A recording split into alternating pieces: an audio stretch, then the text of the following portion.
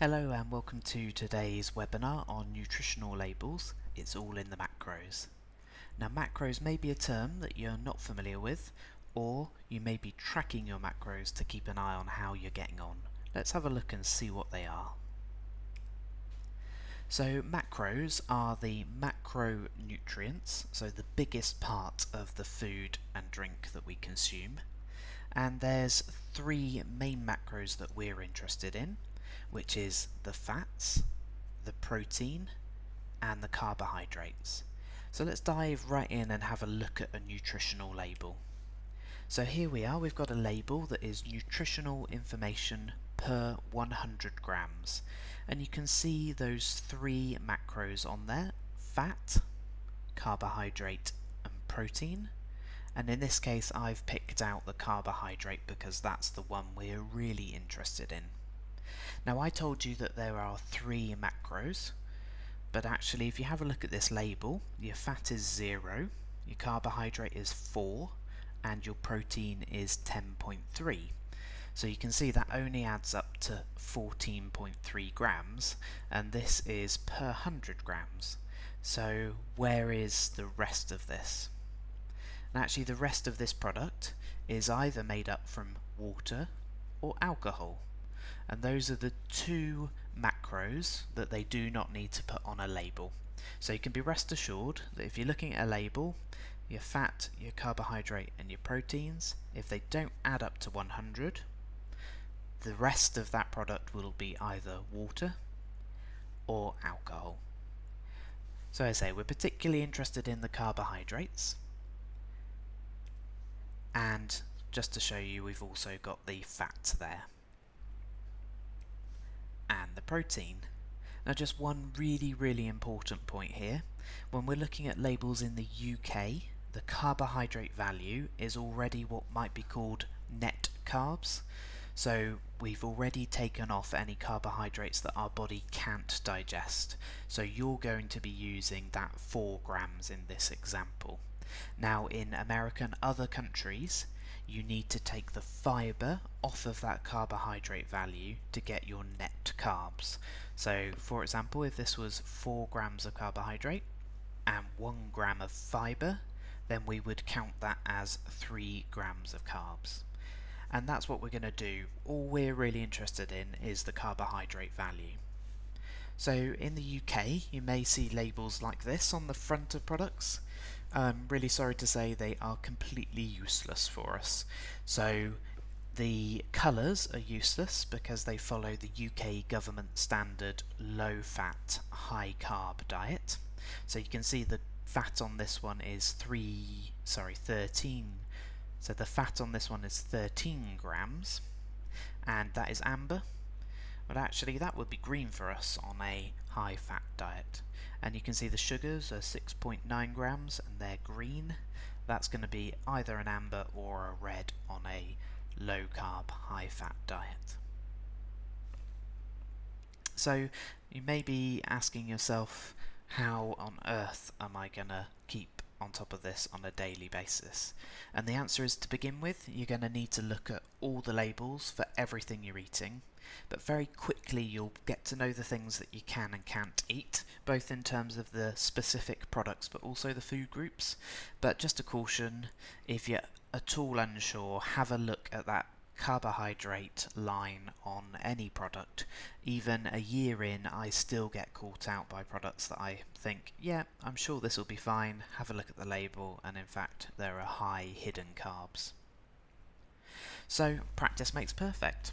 So let's have a look at some labels. They are all presented in slightly different ways, and that's the value in taking a look at a wide variety of labels.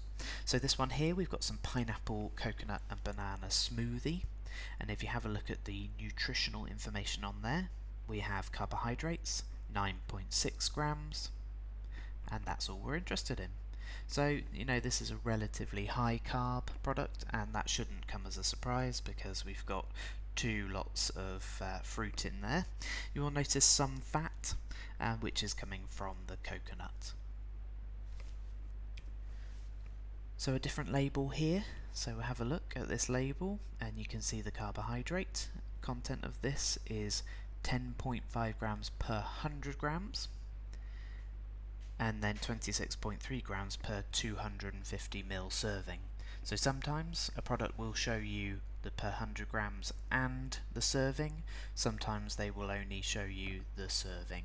So just make sure that you're looking at the top of that label so you know what serving you're looking at and then how many grams are contained within it. So I thought this was an interesting one to look at. So you see the image on the left, you can see just how many ingredients are in this smoked ham and cheddar cheese with mayonnaise in sliced malted bread sandwich. So really this is why we talk about real food, making our own food, because actually the number of ingredients that are in this sandwich is quite frankly unbelievable.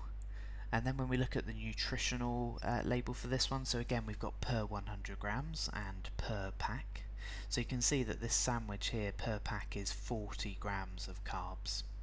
So the other thing that you might notice on the label is carbohydrates of which sugar.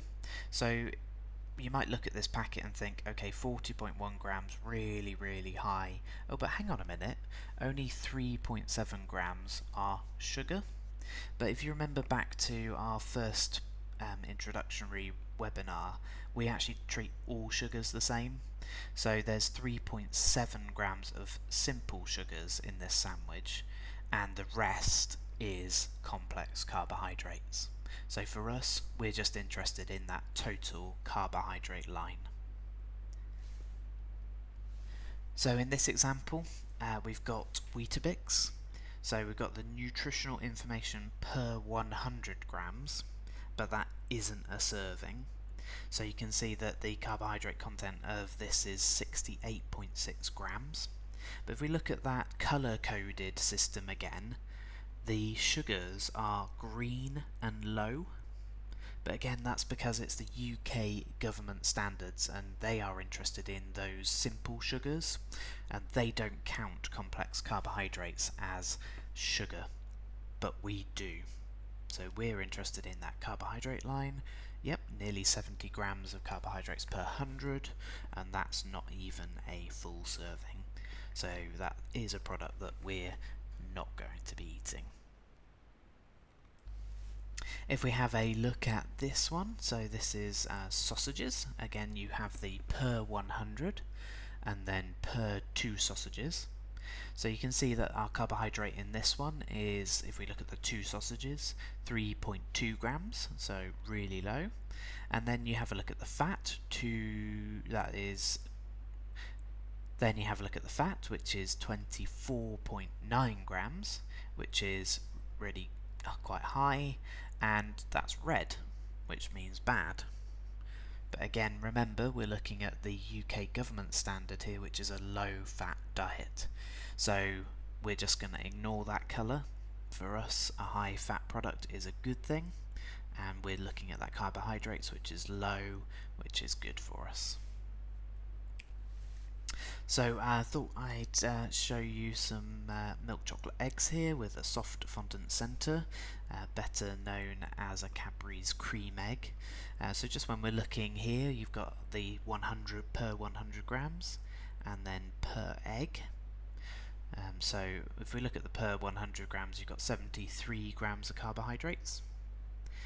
So not that dissimilar to Weetabix. So I know if you can imagine eating Weetabix for your breakfast, why can't you imagine eating a Cadbury's cream egg?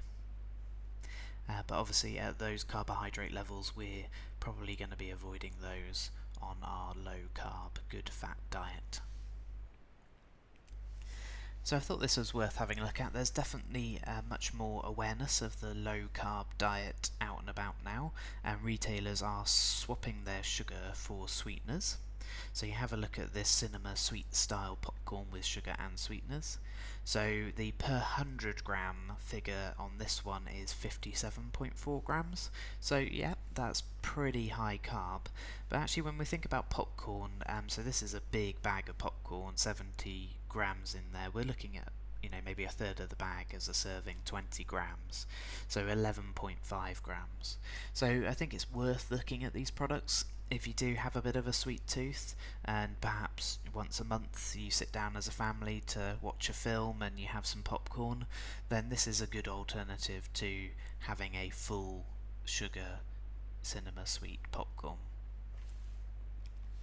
So talking about that increased awareness, certainly in supermarkets around me, there are now significantly more low-carb products. So here we've got some crinkle-cut butternut squash chips.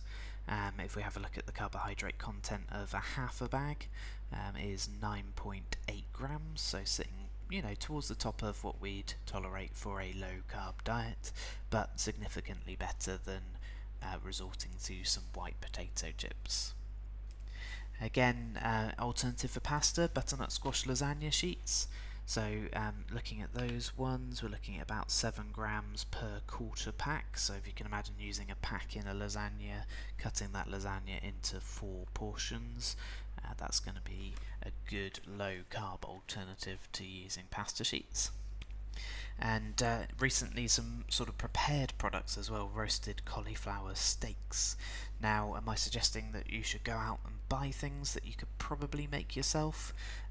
No, ideally we would like to take a cauliflower, cut it up and apply some marinade ourselves, but realise that that's not always possible, depends on your circumstances, and obviously this is going to be significantly better than having an alternative that is high in carbs in the fridge.